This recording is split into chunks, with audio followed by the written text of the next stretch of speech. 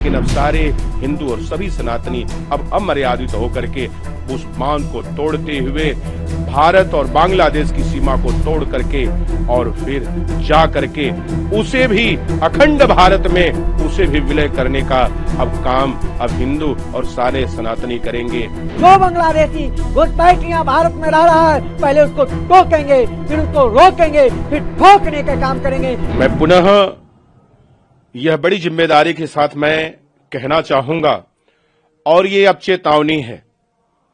अब सभी हिंदुओं की जो सब्र की सीमा थी अब वह टूट चुकी है। अब वो समय नहीं जब भारत और बांग्लादेश की सीमा को लांघते हुए जब सारे सनातनी और सारे हिंदू बांग्लादेश में प्रवेश कर जाएंगे। अब वो समय बहुत ज्यादा दूर नहीं है। अगर यदि बांग्लादेश इस पर भी नहीं संभलता है तो फिर वही उदाहरण लागू होता है। सठे साठियम समाचरित, जैसे को तैसे। अगर जो जैसे में खुश रहता है उसको उसी में जवाब देना पड़ेगा। और मैं पुनः फिर यह बड़ी जिम्मेदारी के साथ मैं पुनरावृत्ति करता हूं कि अब विश्व देखेगा, दुनिया देखेगी कि हिंदू किसे कहते हैं। जो हिंदू अब तक मौन रहा, जो अब तक ज्ञान देता रहा, क्षमा मांगता रहा, अब तक हिंदू मौन रहा, कुछ न बोला, बस केवल वह अपनी सहन शक्ति को छुपाते हुए मर्यादाओं का पालन किया है। लेकिन अब सारे हिंदू और सभी सनातनी अब अमर्यादित होकर के उस बांध को तोड़ते हुए भारत और बांग्लादेश की सीमा को तोड़ करके और फिर जा करके उसे भी अखंड भारत में उसे भी विलय करने का अब काम अब हिंदू और सारे सनातनी करेंगे।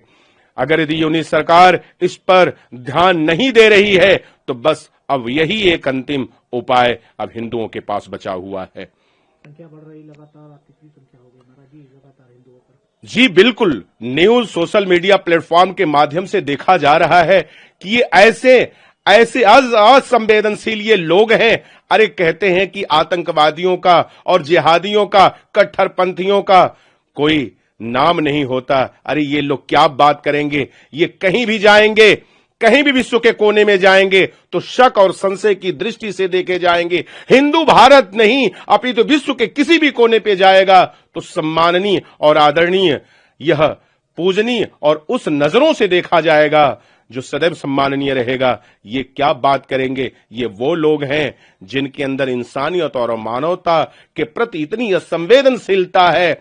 मैं इसकी भर्त्सना करता हूं और निंदा करता हूं और न्यूज सरकार को पुनः चेतावनी दे रहा हूं कि संभल जाओ, नहीं तो फिर जो एक रेखा है दोनों देशों की, वो रेखा को हिंदू पार करते हुए और फिर वहां से बांग्लादेश को विच्छेदन करके और उसे आजाद करके और ला करके भारत में विलय कर देगा। अब वो समय आ चुका है।